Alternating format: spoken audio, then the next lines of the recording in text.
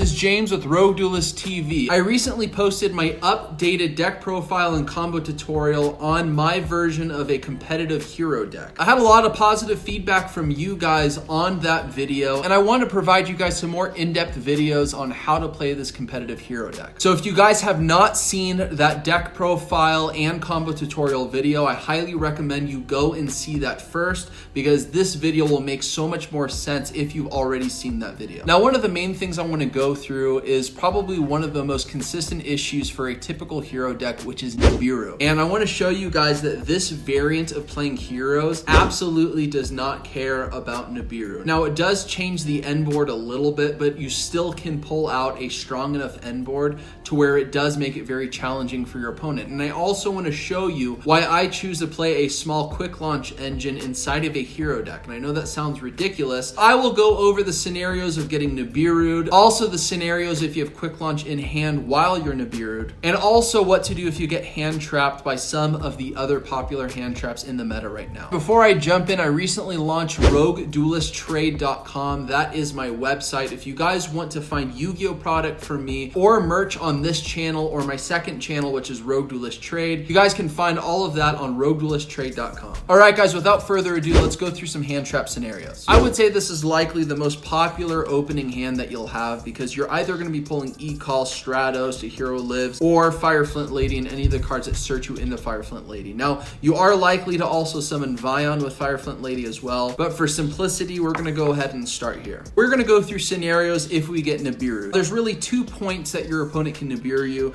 and that is on your 5th summon, which is Isold, or probably the best place from your opponent's perspective to Nibiru you is once you get to Savage Dragon, because once you get to Savage Dragon, you can negate Nibiru, but you cannot do that on the summon of Savage Dragon. On the normal combo, you're going to summon Stratos, search Vion, special summon Fireflint Lady, send her to the graveyard, special summon Vion, send Shadow Mist to the graveyard, search Mali to your hand. Then you're going to banish Shadow Mist, search Polly. Now you're going to go into Link 2, and now you're on your 5th summon, which is Isold. On Isold summon, Chain Link 1, you're going to get her search, where you're going to search Liquid Soldier, while your opponent can Chain Link 2 and Nibiru your Isold.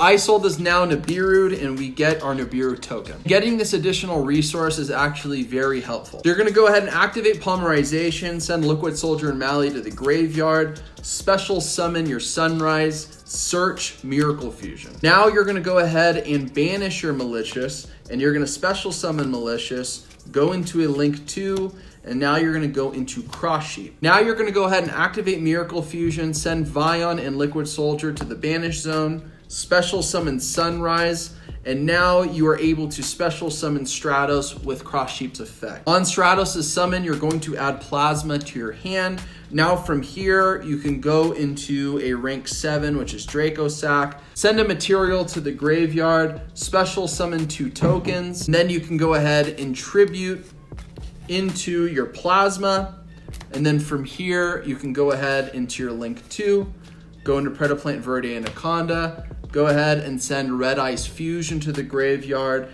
by then sending both Dark Magician and Red Eyes to the graveyard, then special summoning Red Eyes Dark Dragoon. So even if you get Nibiru'd on your 5th summon with Isold, you can still bring out both Plasma and Dragoon. Now let's go over what happens when your opponent Nibiru's you on Savage Dragon. So now Isold is not Nibiru'd. We have Isold on field. We're going to go ahead and send Phoenix Blade to the graveyard, and then we can special summon Grappler Angler. Now we can go into our Halki Fibrax play. So get out Halki Fibrax, special summon Plague Spreader. Now we're going to go ahead and activate Polymerization. Now we're going to go ahead and special summon our Sunrise to field. Sunrise allows us to search Miracle Fusion. Now we are going to banish our Malicious, special summon Malicious to the field, and now we are going to go into our Savage Dragon. So on summon, this is the best time for your opponent to Nibiru you, because you cannot negate yet because you do not have Boral counters.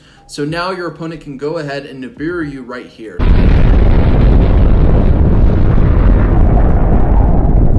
But you still have Plague Spreader in your graveyard, you have a Miracle Fusion, you have 3 cards, and now you also have a Nibiru token on the field as well. So you still have a lot to work with. So first, let's go ahead and start here. You can send a card back to your deck and special summon Plague Spreader. From here, you're gonna go ahead and link 2, and we will go into Cross Sheep. Now with Cross Sheep on field, we'll activate Miracle Fusion. We'll banish 2 hero monsters. So we'll just go ahead and do Liquid Soldier and Sunrise.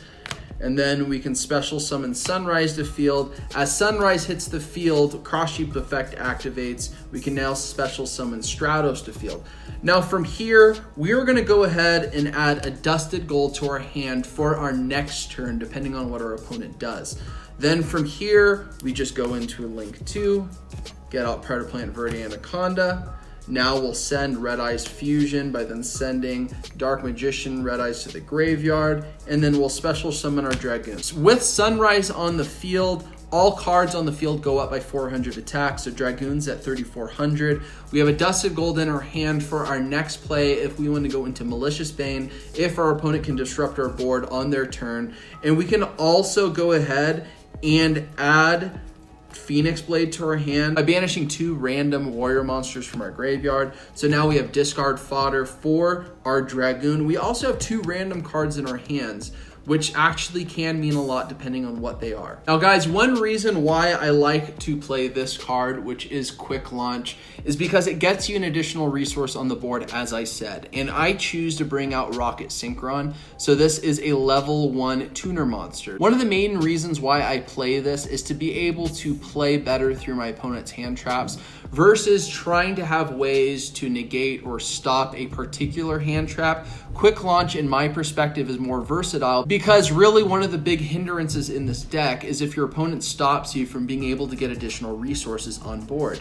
This card assures that you get a resource on board, and on top of that, it can be a tuner monster, as I said. So if your opponent Nirbiru's you on Isold, you go ahead, activate Quick Launch, get out Rocket Synchron, then you go into a Link 2 with your Nibiru token and Rocket Synchron, go into Halki Fibrax, and you can literally go full combo by being able to get out either Savage Dragon, Dragoon, and Plasma, or going into your King of All Calamities play. Now, if your opponent Nibiru's you on Savage Dragon, obviously you can't get into full combo because you lost your Savage Dragon, but you can end on Sunrise Dragoon plus a Stratos, which gives you a hero monster on the field, which makes Sunrise's effects a little more beneficial and increases all monsters on board by an additional 200 by having a different attribute, and you can still have a Dusted Gold in your hand, so it just makes your board a little more difficult to deal with. But again, if your opponent can stop you from being able to get your Malicious from your graveyard, or your Plague Spreader, or just being able to have multiple sources on the field, you'd be very surprised that Quick Launch really can come in clutch, because you can ensure that you can get into your Cross Sheep, or again, you can ensure that you can get into your Halki Fibrax, or probably most of all, you can ensure that you get into your Verde Anaconda to at least get a Dragoon on board so that you don't die next turn. And you can use it virtually at any point because it is a quick play spell. So real quick, I'm not going to demonstrate these because it would be a very long video, and if you guys want me to demonstrate any of these, let me know down in the comments below. I did consider a lot of other hand traps and considered the best place for your opponent to use those hand traps on your turn. So for cards like Ash, Imperm, Ghost Mourner, DD Crow, Skullmeister, and Lancia, if your opponent does activate those cards during some of the better choke points in the deck, probably the best thing that you could bring out is a Dragoon, but that's assuming that you don't know what the other 3 cards that you have in your hand, and those cards really can make a difference. Like if you can get into a Ferris play, or you can get into a Dark Law, if you have Mass Change, you get Malicious in your graveyard. There's a lot of different things that your deck can do, but assuming only the 2-card combo and your opponent stops you with any of those hand traps I mentioned, the best thing you can get out is probably Dragoon. Now, another card that hero players typically hate is Droll and Lockbird, and honestly, if your opponent drolls you on the summon of Stratos, you can still get into a King of All Calamities play or a Dragoon plus a Savage. The biggest thing that Droll stops you from is being able to search into your Polymerization and other hero cards, but it does not stop you from getting again into 2 Omni Negates or a King of All Calamities, and that's pretty darn good from my perspective. But if you do not open up with Stratos and you summon Vion to field to start your turn, and then you get drolled, at that point you really can only go go into Dragoon. And again, that's assuming only with the 2 cards within the 2-card combo, not taking into consideration the other 3 possible cards you have in your hand. All right, guys, that ends the video. I'd love to know what you guys think. I think there's a lot more I could have done in this video. If there's certain things that you guys would like to see me play through, let me know. I do intend on putting out a video on just showing different opening hands